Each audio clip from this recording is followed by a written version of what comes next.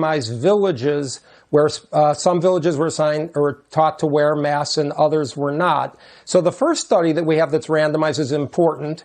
That's the Denmark study, which already showed that people wearing masks, individuals wearing masks, do not have a lower risk of infection testing for virus than people wearing masks. Those are high-quality surgical masks. That was a randomized study, so that's known. That's very good evidence. Masks do not protect somebody from getting infection.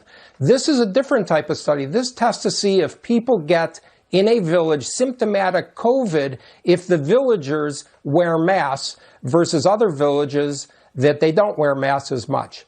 And what this showed was so it's a good study because it's prospective and randomized. What it showed, there's two results. One, in people defining COVID as symptoms plus antibodies, there is no evidence that cloth masks have any impact. No significant impact with cloth masks for people who have COVID as defined by COVID symptoms with antibody documentation. So cloth masks are worthless according to this study. The second part is the surgical mask study.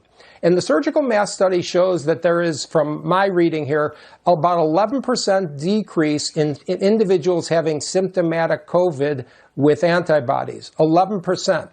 And basically only older people. And so what this shows you, after all is said and done, is it confirms that cloth masks are worthless. It shows if you take the data at face value, a very minimal impact, 11% decreased symptomatic cases in mask usage by the village.